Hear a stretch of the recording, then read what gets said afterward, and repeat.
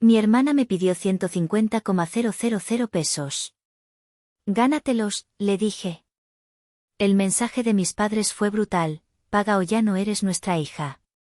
Esa noche, descubrí que me habían robado millones y tomé una decisión. El proyector de la sala de juntas tumbaba suavemente, un ruido blanco casi imperceptible contra el murmullo concentrado de mis colegas. Afuera, el sol de una mañana de martes se derramaba sobre los edificios de cristal y asfalto de la colonia Roma Norte, pero dentro de nuestra oficina, el aire estaba cargado con la electricidad y la tensión del inminente lanzamiento de un nuevo producto. Yo soy Nerea, tengo 34 años, y como ingeniera de software líder en una de las fintech más prometedoras de la Ciudad de México, mi vida era un torbellino constante de códigos, plazos imposibles y reuniones de alta presión como esta. Había construido este mundo para mí, ladrillo por ladrillo, línea de código por línea de código. Era mi fortaleza, mi santuario. Un universo lógico y predecible donde el esfuerzo se traducía en resultados. Justo cuando mi director de proyecto, Alejandro, señalaba una métrica clave en la pantalla, una proyección de adquisición de usuarios que nos tenía a todos al borde del asiento, mi teléfono, boca abajo sobre la pulida mesa de caoba, vibró con una insistencia inoportuna. Primero una vez, luego otra. Lo profesional era ignorarlo. Mi mente me gritaba que lo ignorara. Pero una extraña ansiedad, un nudo familiar y helado en el estómago, me hizo echar un vistazo furtivo. La pantalla se iluminó con una notificación de WhatsApp. Era de mi hermana, Gala. Nerea, necesito 150.000 pesos para el viaje a Europa con mis amigas. Deposítamelos hoy. No era una pregunta.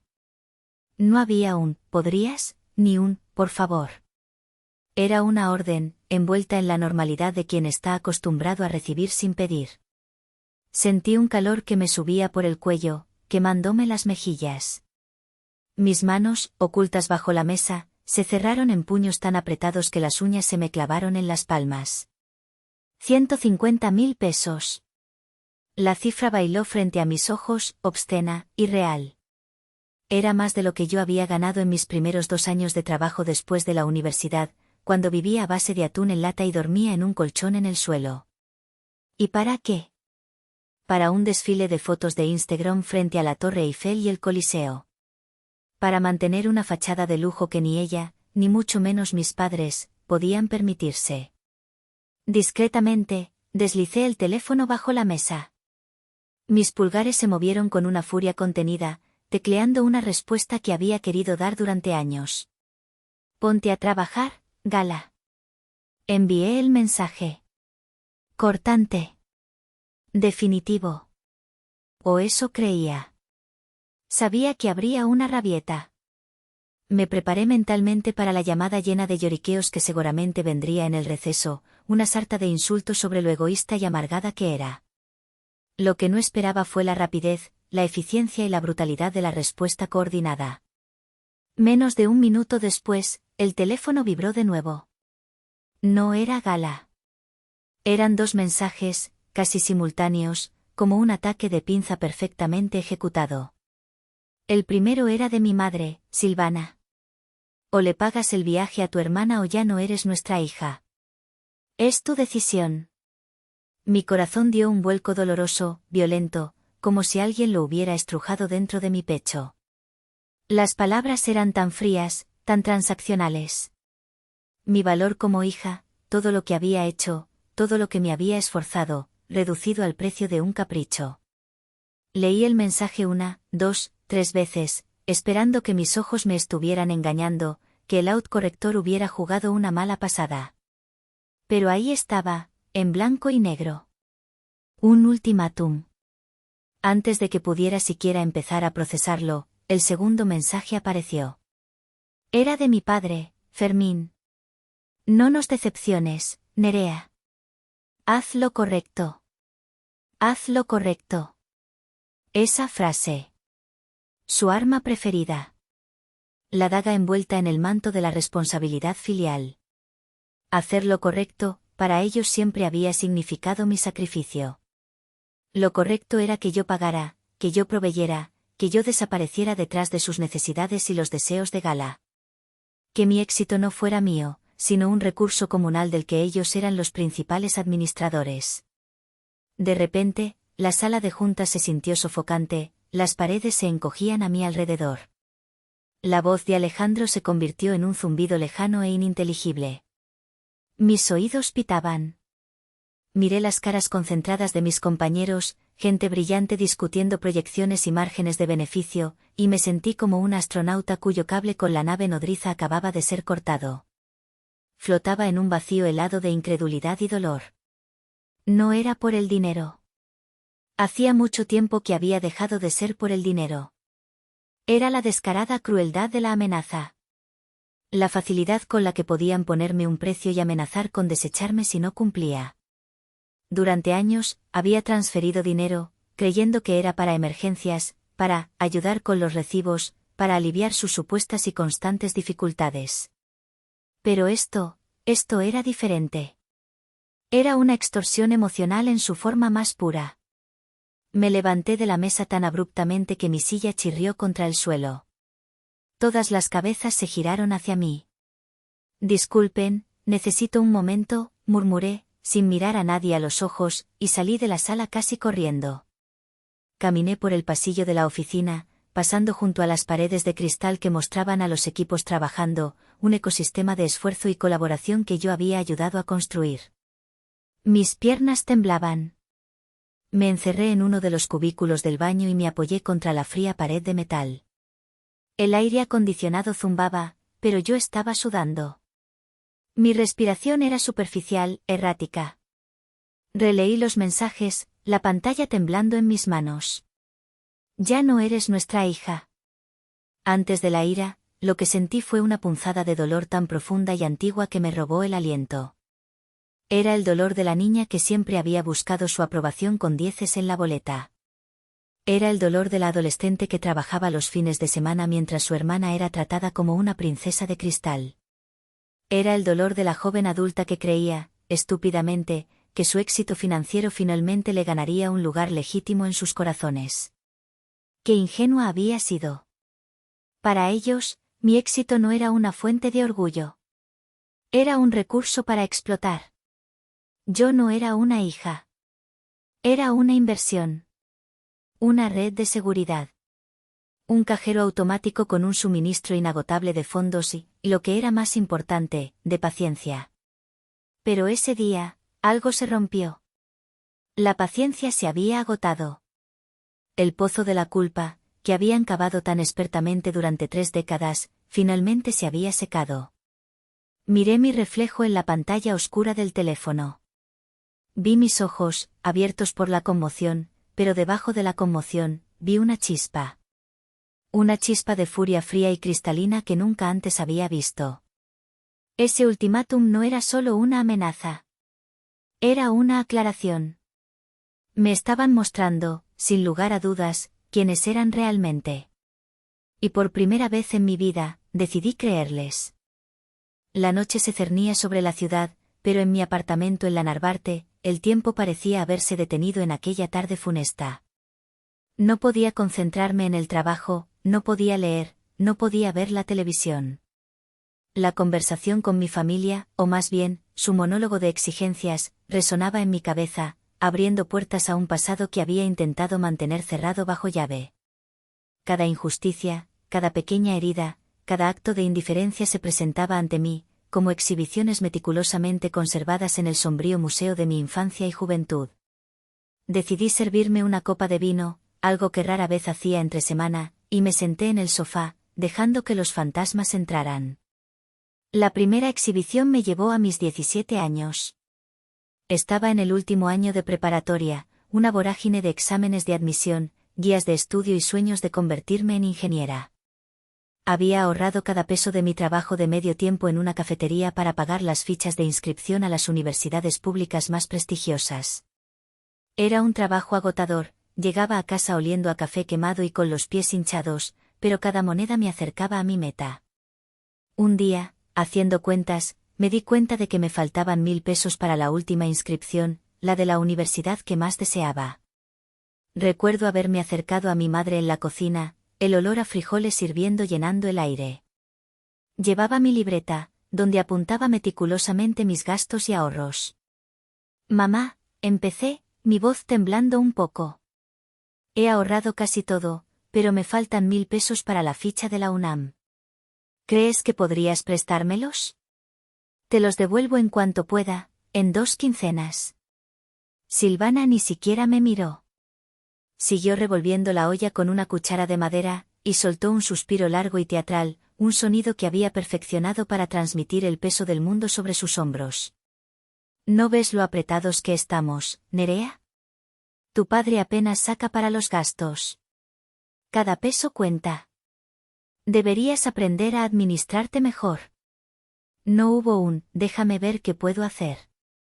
No hubo lo siento, hija. Solo un regaño velado y una negativa rotunda. Me sentí egoísta, pequeña, culpable por pedir. Asentí en silencio y me retiré.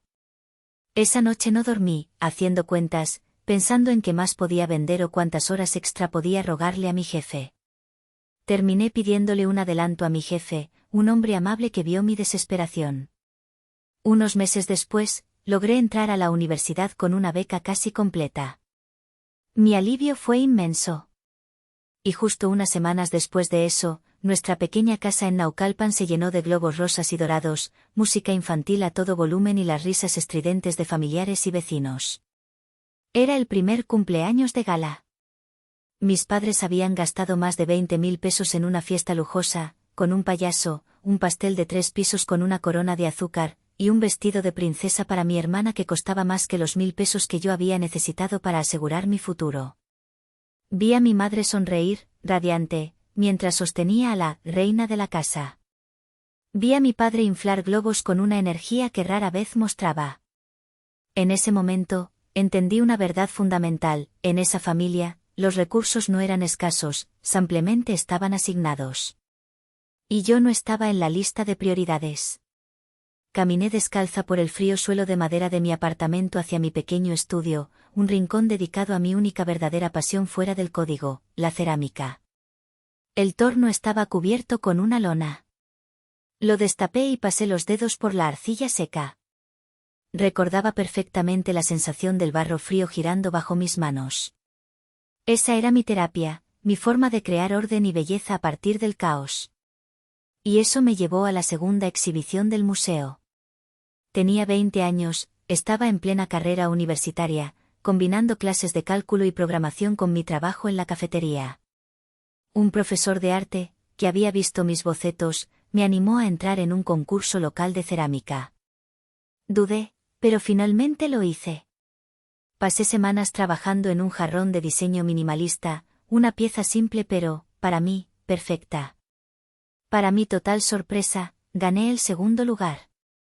Estaba eufórica.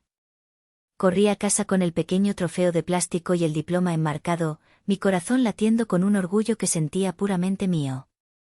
Entré en casa gritando: «¡Miren! ¡Gané!». Mi padre estaba viendo el fútbol, mi madre la telenovela. Mi padre gruñó un «¡qué bien!» sin apartar la vista de la pantalla. Mi madre me dedicó una mirada fugaz, una mezcla de indiferencia y fastidio. «¡Qué bien, Nerea!», dijo, su tono plano. Luego se volvió hacia el televisor y añadió por encima del hombro: «No más ten cuidado de no ensuciar la casa con tu lodo. Ya bastante tengo con limpiar». El trofeo se sintió pesado y estúpido en mi mano. La alegría se evaporó, dejando un residuo amargo de humillación. No era solo que no compartieran mi felicidad, era que activamente la menospreciaban. Mi mundo, mis logros, mis pasiones, eran una molestia, una mancha de lodo en el impecable tapiz de su vida, cuyo centro era, y siempre sería, gala. Me serví otro trago de vino, el líquido amargo deslizándose por mi garganta. Mis manos aún temblaban ligeramente. La pieza final y más dolorosa del museo era más reciente. Hace 4 años. Acababa de recibir mi ascenso a ingeniera líder. El éxito financiero que tanto me había costado finalmente era una realidad tangible. Y, como un depredador que huele sangre en el agua, mi madre llamó. Recuerdo la llamada como si fuera ayer. Su voz, quebrada por sollozos falsos que ahora reconocía tan bien. Nerea, mi hijita, no sabes la pena que me da molestarte, tú tan ocupada.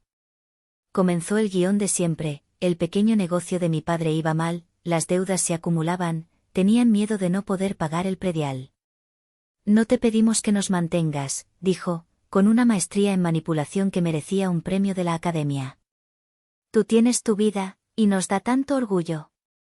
Solo, si pudieras abrir una cuenta donde nos deposites algo de vez en cuando, para el súper, las medicinas, algo para no sentirnos tan ahogados. Sería nuestra cuenta familiar, un apoyo. La culpa me inundó como una marea negra. Yo, en mi moderno apartamento, con mi sueldo de 5 cifras, mientras ellos sufrían. Mi deseo crónico de ser una buena hija, de finalmente ganar su gratitud, eclipsó cualquier atisbo de duda. Estaba en medio de un proyecto crucial en el trabajo, durmiendo apenas 5 horas por noche. Estaba demasiado cansada para discutir, demasiado vulnerable a su manipulación. Claro, mamá. No te preocupes. Yo lo arreglo, le dije, mi voz sonando más segura de lo que me sentía.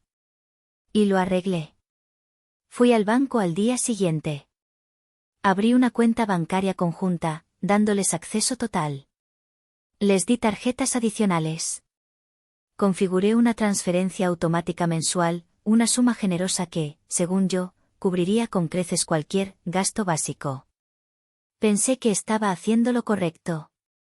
Pensé que estaba construyendo un puente, comprando un poco de la paz y el afecto que siempre se me habían negado.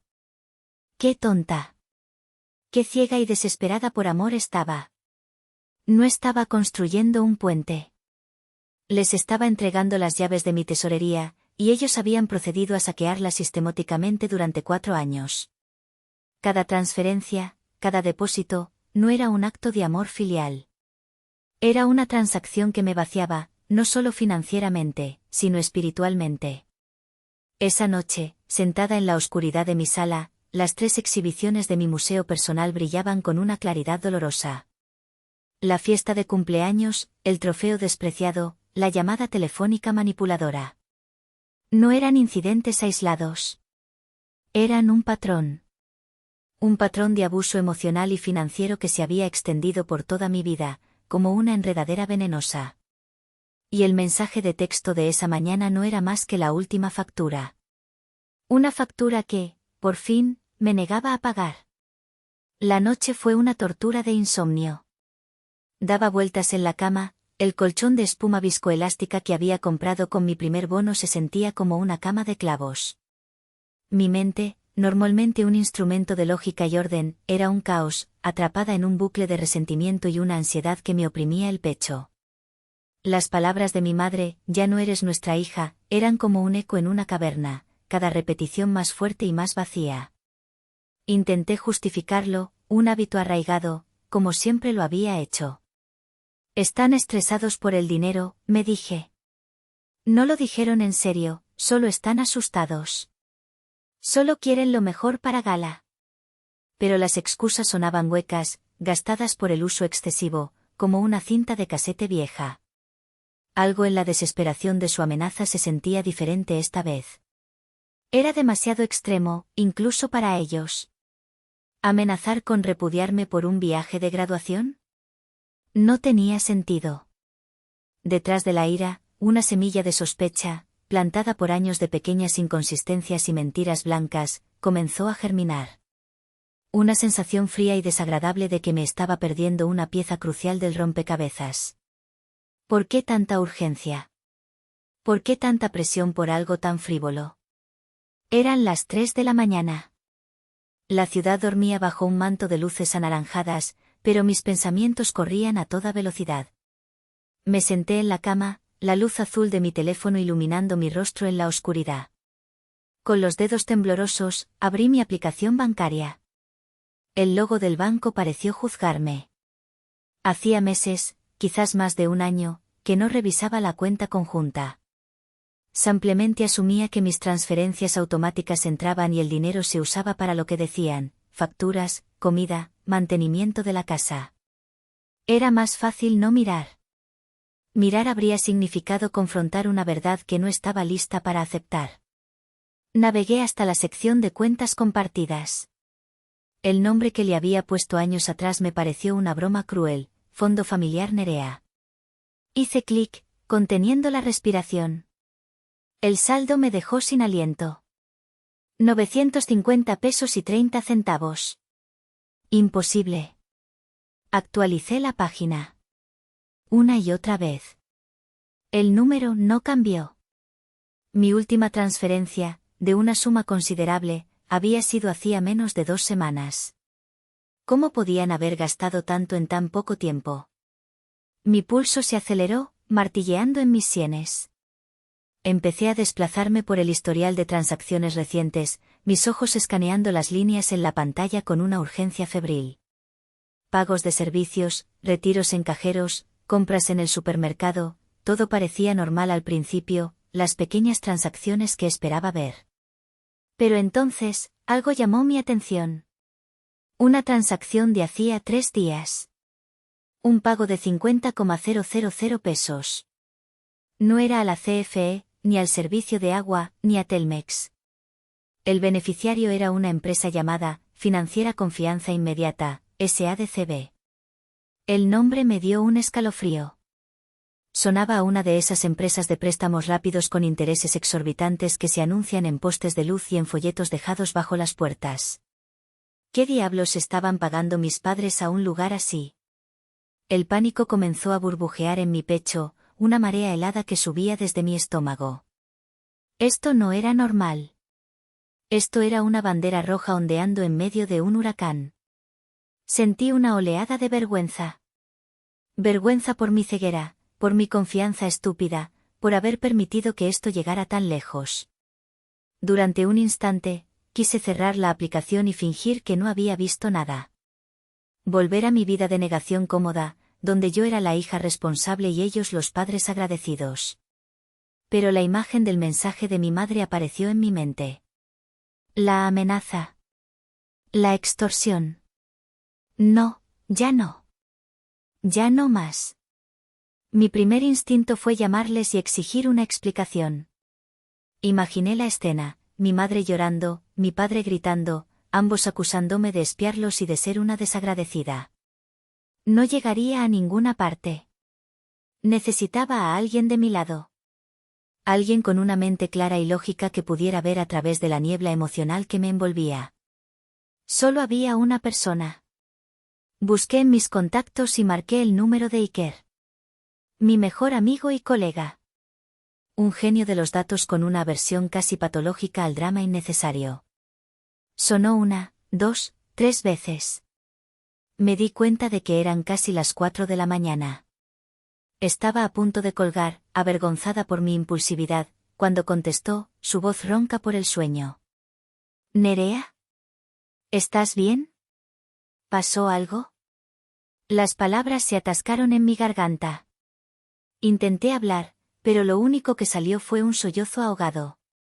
La tensión de las últimas 12 horas, la fachada de control que había mantenido en la oficina, finalmente se derrumbó. Oye, tranquila, respira, dijo Iker, su tono cambiando instantáneamente de somnoliento a alerta. ¿Dónde estás? ¿Estás en peligro? No, estoy en casa, logré decir entre sollozos, el alivio de escuchar una voz amigable deshaciendo mis últimas defensas. Es mi familia. Iker, creo que algo muy malo está pasando. Le conté todo. El mensaje de gala, el ultimátum de mis padres, el saldo casi en cero y el extraño pago de 50,000 pesos a esa financiera. Hablé rápido, las palabras atropellándose, una mezcla incoherente de ira, miedo y confusión. Iker escuchó en silencio. No me interrumpió. No me juzgó. Simplemente me dejó vaciarlo todo, como si abriera una válvula de presión. Cuando terminé, hubo una pausa. Podía oírlo respirar al otro lado de la línea. Nerea, dijo finalmente, su voz firme y calmada, un ancla en mi tormenta. Deja de adivinar. Las suposiciones son inútiles ahora mismo. Necesitamos datos. Datos duros y fríos. ¿Puedes descargar el historial completo de transacciones de esa cuenta? De los últimos 4 años. Todo. Sí, creo que sí, respondí, secándome las lágrimas con el dorso de la mano. Bien. Hazlo. Descárgalo en un archivo CSV. Y ven a mi casa. Ahora mismo. No te quedes sola con esto en la cabeza. Trae tu laptop. Vamos a averiguar qué demonios está pasando. Su propuesta era tan lógica, tan práctica, que cortó a través de mi pánico. Datos. Él tenía razón. El drama y las lágrimas no me darían respuestas. Los números, sí. Los números no mienten.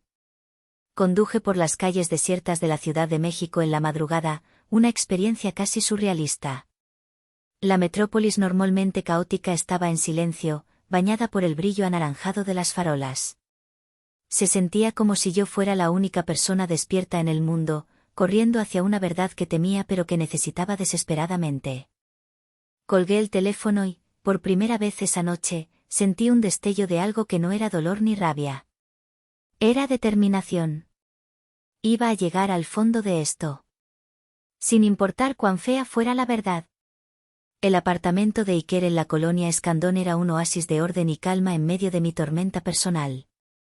Libros de programación y ciencia de datos estaban apilados meticulosamente en los estantes, una pizarra blanca cubierta de algoritmos complejos dominaba una pared, y el suave ronroneo de un servidor en la esquina era el único sonido de fondo. Era el antídoto perfecto para el caos que reinaba en mi cabeza. Me recibió en la puerta con 2 tazas de café humeante y una mirada de genuina preocupación que me llegó al alma. ¿Estás lista para esto?, preguntó suavemente, guiándome hacia su estación de trabajo, que parecía el centro de comando de la NASA. Asentí, aunque la verdad era que no. Nada podría haberme preparado para lo que estaba a punto de descubrir. Nos sentamos uno al lado del otro en su escritorio, la luz de los 3 monitores proyectando un brillo azul en nuestros rostros. Le transferí el archivo CSV que había logrado descargar. Era un documento enorme, miles de líneas de datos crudos que representaban 4 años de mi vida financiera entrelazada con la de ellos. 4 años de mi sudor, mis noches sin dormir, mis fines de semana trabajando. Muy bien, dijo Iker, sus dedos volando sobre el teclado con una velocidad hipnótica. Vamos a poner un poco de orden en este desastre. Los datos crudos solo confunden. Necesitamos visualizarlos. Abrió el archivo en un programa de análisis de datos. En lugar de simplemente leer las transacciones una por una, comenzó a escribir código. Vi cómo transformaba mi angustia en variables, mi historia familiar en conjuntos de datos. Agrupó, filtró y clasificó. Observarlo trabajar era fascinante, una danza de lógica pura. Primero, vamos a separar tus depósitos de sus retiros para tener un total neto, explicó, más para sí mismo que para mí. Luego, clasificaremos los gastos por comerciante y por tipo. Esto nos mostrará el patrón. Los minutos se hicieron eternos. El único sonido era el tecleo rítmico de Iker y el latido de mi propio corazón, que parecía retumbar en mis oídos. Finalmente, después de lo que pareció una vida entera, se reclinó en su silla y giró el monitor central hacia mí. Ok. Lo tengo. Pero, Nerea, agárrate. No te va a gustar. En la pantalla, había un número grande y llamativo, resaltado en rojo. El total neto de lo que se había retirado de esa cuenta durante los últimos 4 años. Más de 2,5 millones de pesos. Tragué saliva, el aire se sentía espeso en mis pulmones. 2,5 millones de pesos. La cifra era tan grande que parecía abstracta. El enganche de un buen departamento. Un coche de lujo. Años de libertad financiera. ¿En qué? ¿En súper y medicinas? Ahora mira esto, dijo Iker, señalando un gráfico circular que acababa de generar. Mostraba la distribución de los gastos, y era una imagen brutalmente clara. Una pequeña porción, menos del 15%, estaba etiquetada como gastos básicos, supermercados, pagos de luz, agua, teléfono, predial. El resto, el abrumador 85%, era un carnaval de autoindulgencia. Iker comenzó a desglosarlo. Una categoría se llamaba lujo y moda. Contenía pagos recurrentes a tiendas departamentales de alta gama. Liverpool, Palacio de Hierro, incluso boutiques en Masaryk. Miles de pesos cada mes. Recordé a mi madre con un bolso de marca que dijo haber comprado en una barata increíble. Recordé a Gala con unos zapatos que parecían de diseñador y que aseguró que eran imitaciones. Mentiras. Otra categoría era ocio y restauración. Había cargos, Tianmigalgu, los restaurantes más caros, los Ba de Polanco y La Condesa, lugares a los que yo misma rara vez iba para no desequilibrar mi presupuesto. Recordé una llamada de mi madre un sábado por la noche, pidiéndome un pequeño extra, porque se había acabado el gas, mientras los datos mostraban que esa misma noche habían pagado una cuenta de 4,000 pesos en un restaurante argentino. La categoría más dolorosa era viajes. Había retiros de efectivo justo antes de fines de semana largos, seguidos de cargos en hoteles boutique en San Miguel de Allende, Valle de Bravo y la costa de Oaxaca. Eran las escapadas de Gala con sus amigas, las que presumía en Instagram con #living my best life, pagadas con mi trabajo. Y luego estaba golpe de gracia. Un pago mensual, constante y puntual, a una agencia de financiamiento de automóviles. Investigué el número de cuenta, dijo Iker en voz baja. Está a nombre de tu padre. Es el pago de una camioneta SUV de lujo. Del año. La camioneta. La que me habían presentado con una sonrisa orgullosa hacía un año. Un compadre nos la prestó a largo plazo, ¿no es una maravilla?, había dicho mi padre, dándole una palmada en el capó. Mentira. Todo era una mentira. Sentí una náusea abrumadora. Me tapé la boca con la mano, luchando contra el impulso de vomitar. Cada conversación, ahora estaba teñido por el veneno de su engaño.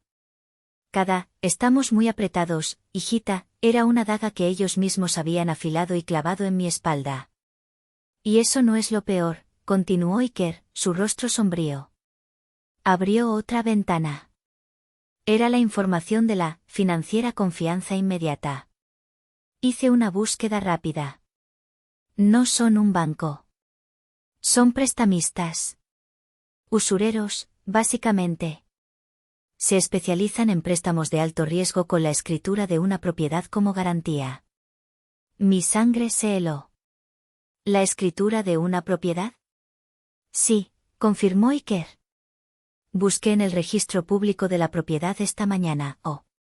Hay un gravamen sobre la casa de tus padres. La ca donde creciste. La casasa de tus abuelos. Sacaron un préstamo hace 6 meses. Un préstamo muy grande. Y por lo que veo en los pagos, están atrasados. Todo encajó. Las piezas del rompecabezas cayeron en su lugar con una claridad brutal y devastadora. El viaje a Europa de Gala era una farsa. Una cortina de humo. No necesitaban 150,000 pesos para un viaje. Los necesitaban con desesperación para pagarle al usurero antes de que les quitaran la casa. Por eso el ultimátum. Por eso la crueldad. Era el pánico de los acorralados. Me habían mentido sobre la camioneta. Me habían mentido sobre sus finanzas. Me habían mentido sobre el propósito de la cuenta. Y ahora, me estaban extorsionando para solucionar un problema que ellos mismos habían creado, sin tener la decencia de decirme la verdad. Me quedé mirando la pantalla, los números y los gráficos borrosos a través de las lágrimas que ahora corrían libremente por mi rostro. No eran lágrimas de tristeza. Eran lágrimas de rabia. La rabia de una traición tan profunda que parecía no tener fondo. Iker puso una mano en mi hombro. Nerea, lo siento mucho. Negué con la cabeza.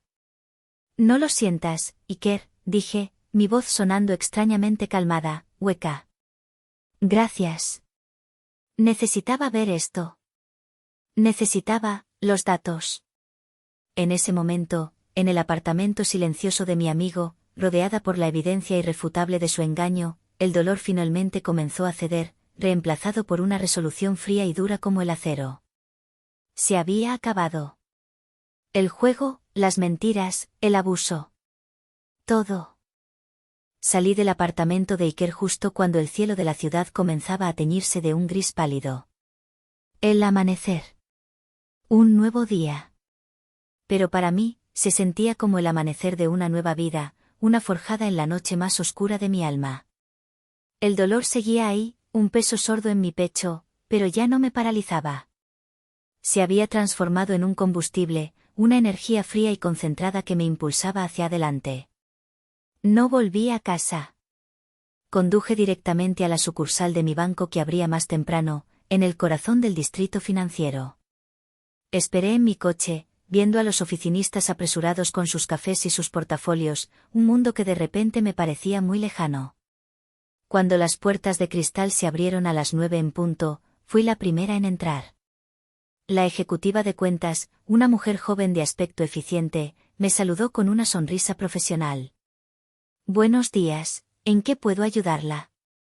Buenos días, respondí, mi voz firme, sin un ápice de temblor. Quiero cerrar una cuenta. Le di los detalles de la cuenta conjunta. La ejecutiva tecleó en su computadora, su frente arrugándose ligeramente. Veo que es una cuenta mancomunada. ¿Estás segura? Para cerrarla, necesitaríamos la firma de ambos titulares o la titular principal puede solicitarlo, la interrumpí. Yo soy la titular principal. La cuenta se abrió con mis credenciales y mis ingresos. Ellos solo son beneficiarios adicionales. La mujer revisó los registros. Tiene razón. Está en su derecho. Solo necesito que firme estos formularios. Mientras firmaba, cada trazo de la pluma se sentía como un acto de liberación. Estaba cortando el cordón umbilical financiero que me había mantenido atada a su toxicidad durante años. Además, añadí, empujando los papeles firmados hacia ella, quiero cancelar estas 2 tarjetas de crédito adicionales asociadas a mi cuenta principal. Le di los números de las tarjetas que estaban en posesión de mis padres, las que les había dado para emergencias. Sus emergencias, había descubierto, eran cenas de lujo y ropa de diseñador. Por supuesto, dijo la ejecutiva, sin hacer preguntas. 10 minutos después, salí del banco.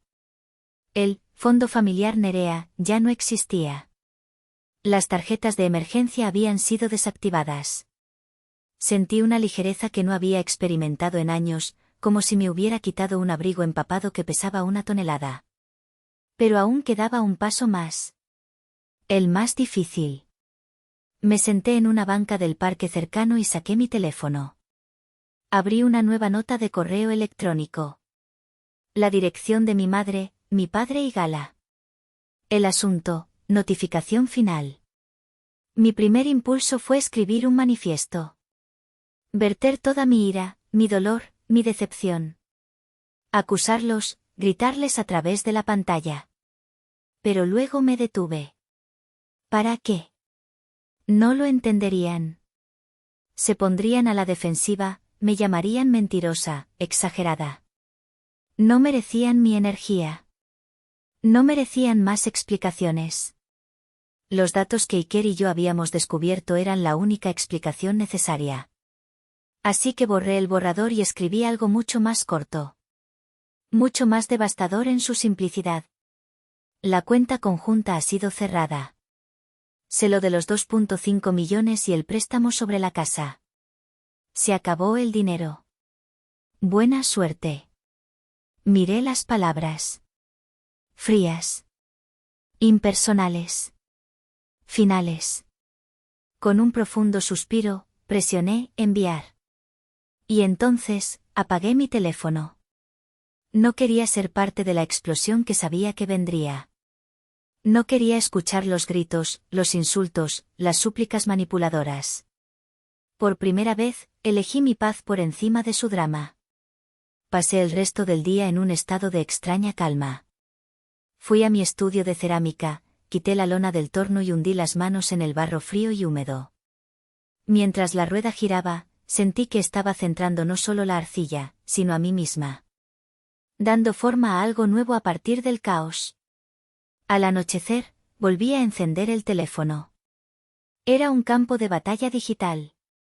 Más de 30 llamadas perdidas. 15 de mi madre, 10 de mi padre, 5 de Gala. Y una avalancha de mensajes de WhatsApp y mensajes de voz. Escuché el primero, de mi madre. Su voz, normalmente melosa y controlada, era un chillido agudo de pánico e histeria. ¿Cómo te atreves? ¿Qué has hecho? No podemos acceder a la cuenta. Estás tratando de destruirnos. Eres una hija malagradecida, una víbora. Borré el mensaje a mitad. El siguiente era de mi padre. Su voz era más grave, pero temblaba de una furia impotente. Nerea, más te vale que arregles esto ahora mismo. No sabes con quién te estás metiendo. Esto es un abuso. Nos estás dejando en la calle. Borré ese también. El de Gala era casi cómico en su egocentrismo. Un lloriqueo infantil. ¿Qué significa que no hay dinero? Mi viaje es en 3 semanas. No puedes hacerme esto. Lo arruinas todo. Te odio. Borré el último. Y luego, sin dudarlo, abrí sus contactos y presioné bloquear. Uno por uno. Madre, padre, hermana.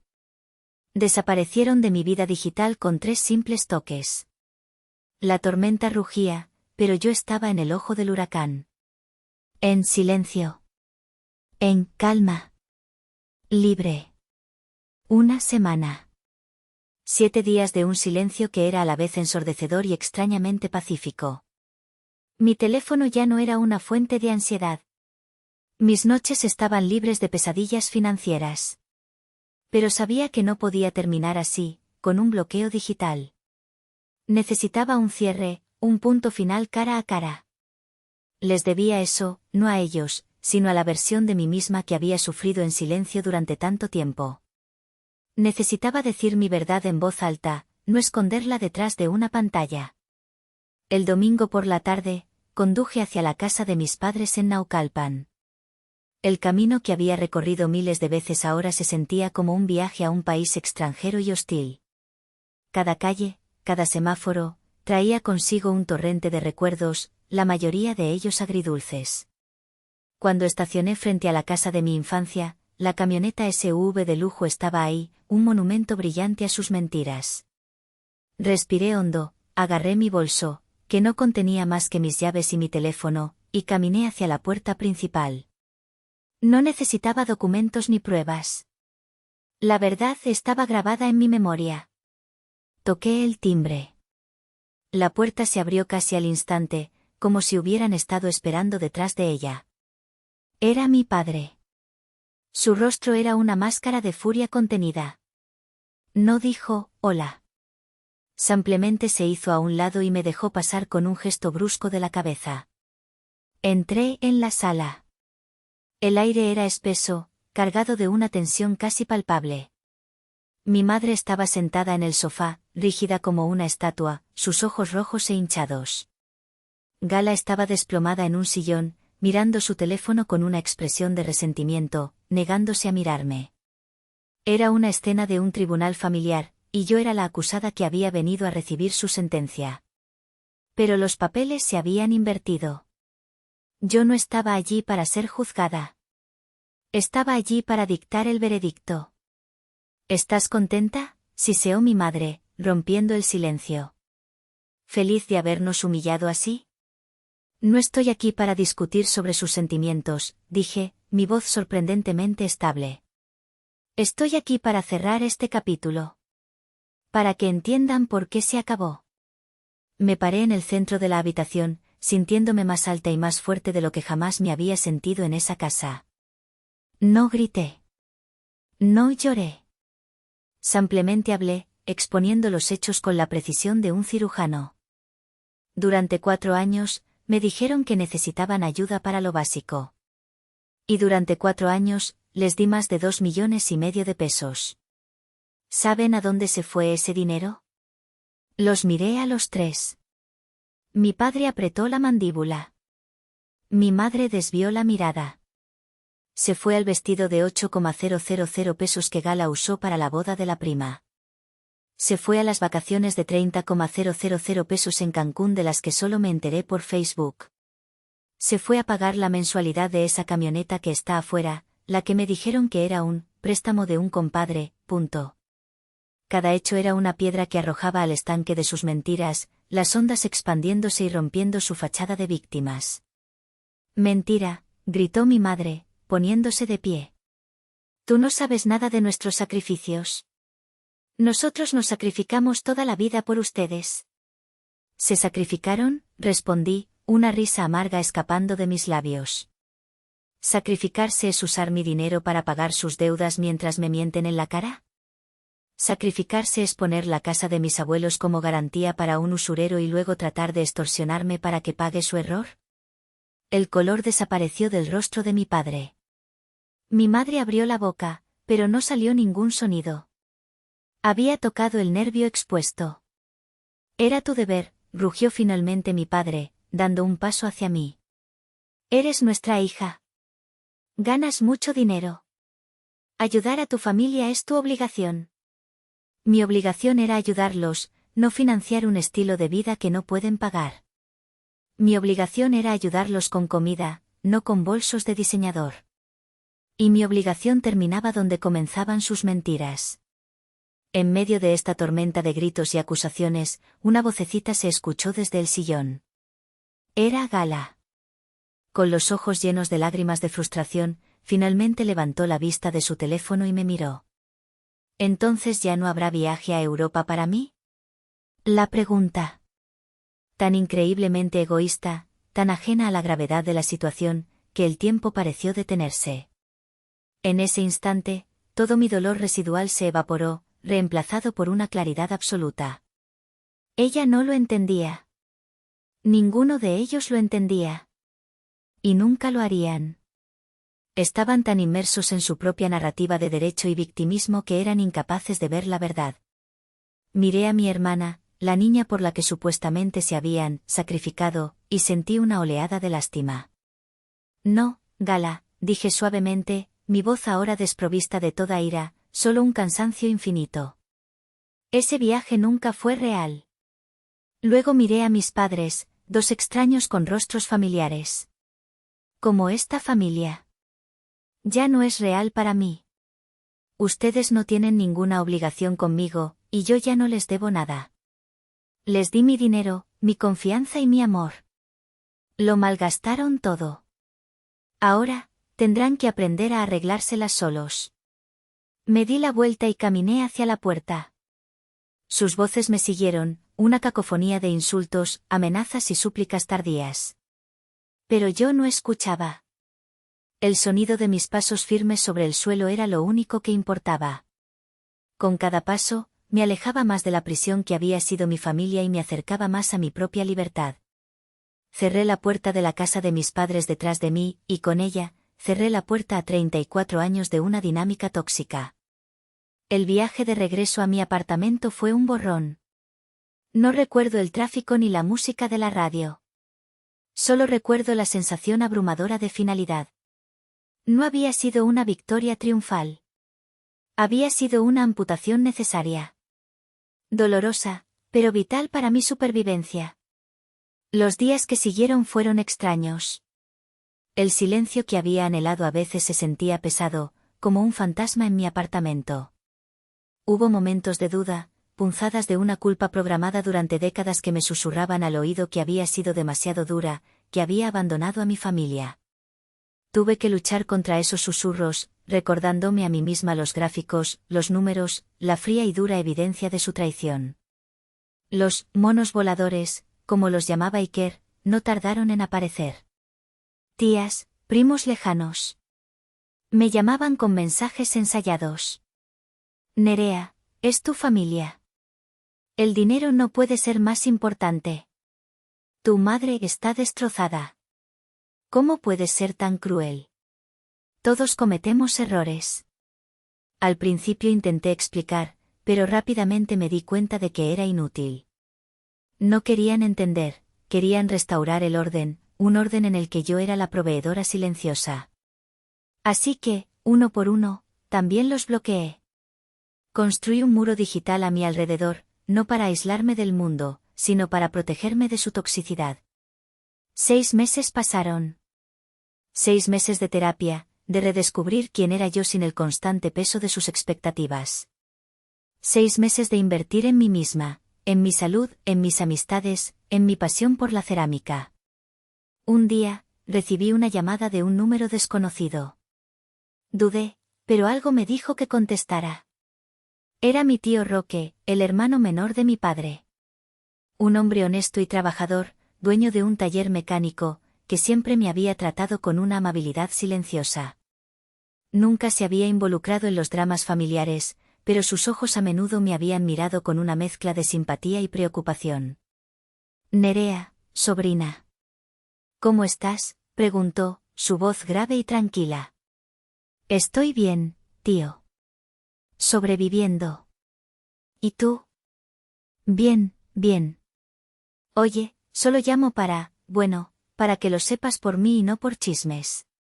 Hubo una pausa.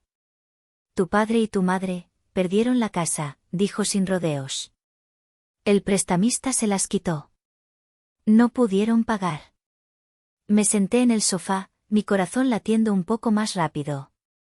No sentí alegría. No sentí satisfacción. Solo una profunda y pesada tristeza por lo que podría haber sido y nunca fue. Tuvieron que mudarse, continuó Roque. Están rentando un pequeño departamento por el rumbo de 4 Caminos. Tu padre consiguió un trabajo como guardia de seguridad en un turno de noche. Y tu madre está vendiendo postres por encargo. Ya sabes, sus pasteles. Visualicé la escena. Mi padre, un hombre orgulloso reducido a vigilar un edificio en la oscuridad. Mi madre, que siempre había despreciado el trabajo manual, ahora dependiendo de la venta de pasteles para sobrevivir. ¿Y Gala?, pregunté en voz baja. Mi tío soltó un suspiro. La realidad la golpeó duro. Tuvo que salirse de la universidad privada. No había cómo pagarla. Consiguió un trabajo en un call center. Dice que lo odia. Colgué el teléfono después de agradecerle a mi tío por su honestidad. Me quedé mirando por la ventana de mi apartamento. El mundo que habían construido sobre mis mentiras se había derrumbado. No me sentía como una heroína que había ganado una batalla. Me sentía como una sobreviviente de un naufragio, una que había logrado llegar a la orilla mientras el barco se hundía. La ironía era dolorosa. Se habían pasado la vida evitando el trabajo duro, buscando atajos, y ahora la realidad los había forzado a hacer exactamente lo que siempre habían despreciado. Quizás, solo quizás, en la dureza de su nueva vida, aprenderían el valor del dinero ganado con esfuerzo. O quizás no. Ya no era mi problema. Un año después de esa última confrontación, me mudé. Con el dinero que ya no se fugaba en un agujero negro de deudas y caprichos, pude dar el enganche para mi propio lugar, un hermoso departamento en la Condesa, con un balcón que daba a las copas de los jacarandás. Esta mañana, me desperté con los primeros rayos de sol. El aire era fresco, prometedor. Preparé café y lo serví en una taza que no compré en ninguna tienda. Era una taza de cerámica azul cobalto, ligeramente imperfecta, con la marca de mis dedos aún visible en la arcilla. La había hecho yo misma, en mi estudio, en las semanas posteriores a cortar lazos con mi familia. Sostuve la taza caliente entre mis manos. Era un objeto simple, pero para mí, era un símbolo poderoso. Un recordatorio de que podía tomar el caos, el desorden, el lodo, y convertirlo en algo útil y hermoso. Un recordatorio de que podía construir mi propia vida, mis propias tradiciones, mi propia felicidad, con mis propias manos. Miré el horizonte de la ciudad, un monstruo de concreto y sueños. Mi familia me había enseñado una lección valiosa, aunque de la manera más cruel posible: el amor incondicional no existe si las condiciones son tu cuenta bancaria. La verdadera familia no te drena, te nutre. Sé que mi decisión fue dura, que para muchos parecerá despiadada. Pero cuando miro hacia atrás, no veo a una hija cruel. Veo a una mujer que finalmente aprendió a ponerse su propia máscara de oxígeno primero. Y ahora les pregunto a ustedes, a quienes han escuchado mi historia, sé que mi acción fue radical, pero, ¿estuve mal al elegir proteger mi futuro y mi paz mental? Si estuvieran en mi lugar, ¿qué habrían hecho? Gracias por escuchar mi historia. Si has vivido algo parecido, me encantaría leerte en los comentarios. Y no olvides suscribirte para más historias reales. Tu apoyo significa todo para mí.